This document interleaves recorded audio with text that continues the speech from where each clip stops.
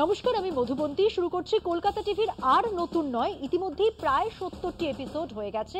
হাজির আমাদের অনুষ্ঠান নিয়ে মধুবন্তীর সঙ্গে সাদা কালো একটা বিষয়ের অবতারণা, আর সেই বিষয়কে নিয়ে অন্তত দুটো ভিন্ন মতামতকে এনে হাজির করা, যাতে করে আপনারা আপনার মতটাকে সানিয়ে নিতেই পারেন, আবার আপনার বিরুদ্ধ মতটাকেও শুনে নিতে পারেন। আজকের বিষয় দেউচা পাঁচামি। সমস্যাটা কোথায়? তার আগে একটা বিরতি। দেউচা পাঁচামি কয়লা খনি বীরভূম জেলায় ভারতের সবচেয়ে বড় খনিগুলোর মধ্যে একটা। হিসেব মতো এখানে প্রায় 2170 মিলিয়ন টন কয়লা আছে। এটা আমাদের বাংলার অর্থনীতির ছবিটা বদলে দিতে পারে, এক বিরাট পরিবর্তন আনতেই পারে। যদি এই প্রজেক্টের রিসার্চগুলো ঠিক হয়, তাহলে এটা ভারতের সবচেয়ে বড় আর বিশ্বের দ্বিতীয় বড় কয়লা খনি হয়ে উঠবে। কিন্তু স্থানীয় আদিবাসীদের এক অংশ এর বিরোধিতা করছে। বিভিন্ন সংগঠনের পক্ষ থেকে এই প্রকল্পের বিরোধিতাও করা হচ্ছে। হ্যাঁ, শিল্পায়ন বেকারদের চাকরি বাংলার অর্থনীতির যুক্তি দিচ্ছেন রাজ্য সরকার। তৃণমূল দল আর তার প্রতিবাদ করছে মূলত বামেরা। বামেদের এই প্রতিবাদ, এই আন্দোলন এক ধরনের প্যারাডাইম শিফট। সেই সিঙ্গুর নন্দীগ্রামের সময়ের কথা ভাবুন। সেদিন যে কথাগুলো বাম সরকার বলেছিল, যে যুক্তিগুলো বুদ্ধ ভট্টাচার্য তুলে ধরেছিলেন, সেই কথাগুলো আজকে মমতা সরকার বলছেন। ঠিক যেভাবে সেদিন তৃণমূল বিরোধিতা করছিল, সেই মাত্রায় না নিয়ে যেতে পারলেও বামেদের বিরোধিতার ক্ষেত্রে বক্তব্য হুবহু এক। যদিও একটা বিরাট ফারাক হলো, সেদিন সিঙ্গুর নন্দীগ্রামের সময় সরকার, প্রশাসন আর পুলিশের যে ভূমিকা ছিল, আজ সেটা একেবারে আলাদা।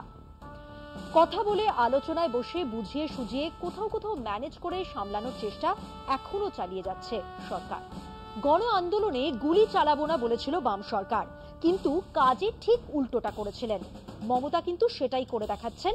আলোচনা, ম্যানেজমেন্ট, ট্র্যাক টু আলোচনা, সামনের আলোচনা, সব মিলিয়ে একটা বাবা বাছা বলে কাজ করানোর চেষ্টা। এবং এই সবের মধ্যে দেউচা পাঁচামি, মোহাম্মদ বাজার ব্লকের দেউচা ও পঞ্চমতি বা পাঁচামি এলাকায় ৬ ফেব্রুয়ারি থেকে ৩২৬ একর জমিতে বেসল্ট খুঁড়ে বার করা কিন্তু শুরু হয়ে গেছে। পক্ষের যুক্তিগুলো দেখে নেওয়া যাক। এই যুক্তিগুলো কিছু সরকারের কথা আর কিছু সরকারপন্থী অর্থনীতিবিদদের কথা। তাদের বক্তব্য, এই প্রকল্পের ফলে প্রায় ২০,০০০ কোটি টাকা বিনিয়োগ আসবে। কয়লা দিয়েই রাজ্যের অর্থনীতি হাল বদলানো যাবে। মোট খরচ ৩৫,০০০ কোটি টাকা হতে পারে। প্রায় ১ লক্ষ মানুষের চাকরি হবে, সরাসরি চাকরি। সরকার জানাচ্ছে, বীরভূম আর পাশের এলাকায় যারা জমি ছাড়বে, তাদের পরিবার থেকে একজনকে পুলিশে চাকরি দেওয়া হবে। এনার্জি সিকিউরিটি, হ্যাঁ, দেশের শক্তির নিরাপত্তার কথা বলছেন বিশেষজ্ঞরা। কয়লা বেশি হলে বাইরে থেকে কিনতে হবে না, দেশের শক্তির যোগান ভালো হবে। এবং আগের মতো বোকামি না করে ক্ষমতায় থাকা সরকার এক বিরাট কম্পেনসেশন প্যাকেজ সাজিয়ে ফেলেছে। ক্ষতিপূরণে ১০,০০০ কোটি টাকার প্যাকেজের কথা বলা হচ্ছে। প্রতি বিঘায় ১০ থেকে ১৩ লক্ষ টাকা, ৬০০ বর্গফুটের বাড়ি আর ৫.৫ লক্ষ টাকা সাহায্য। কৃষি শ্রমিকদের ৫০,০০০ টাকা আর ৫০০ দিনের কাজ দেওয়া হবে। সরকার বলছে, প্রথমে সরকারি জমিতেই কাজ শুরু হবে, জোর করে জমি নেওয়া হবে না। এবং এই প্রতিশ্রুতিগুলো কিন্তু লিখিত আকারেই সবার কাছে দেওয়াও আছে। এবারে আসুন একটু অন্য দিক থেকেও বিষয়টিকে দেখা যাক। তবে তার আগে আরো একটা বিরতি। একটু খতিয়ে দেখলে বুঝতে পারবেন যে সিঙ্গুর নন্দীগ্রাম আন্দোলনের সময় তৃণমূল যা যা বলেছিল, এবারে সিপিএম ঠিক সেই কথাগুলোই প্রায় তোতা পাখির মতো বলে যাচ্ছে। কেবল সময়ের তফাৎ, তাও নয়, তফাৎ অনেক কিছুরই। সেদিন মমতা বন্দ্যোপাধ্যায় বলেছিলেন জল, জমি, জঙ্গলের অধিকারের কথা। মহাশ্বেতা দেবীর সঙ্গে ছিলেন, উঠেছিল স্লোগান মা মাটি মানুষের। আজ সিপিএম পিছন থেকে এগিয়ে দিচ্ছে আদিবাসী, পরিবেশবাদী আর সমাজসেবীদের।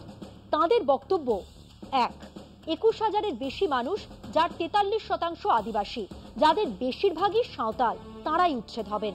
১১টি গ্রাম আর ৫৩টি পাড়া ক্ষতিগ্রস্ত হবে। ১১,২২২ একরের ৮১% আদিবাসীদের জমি।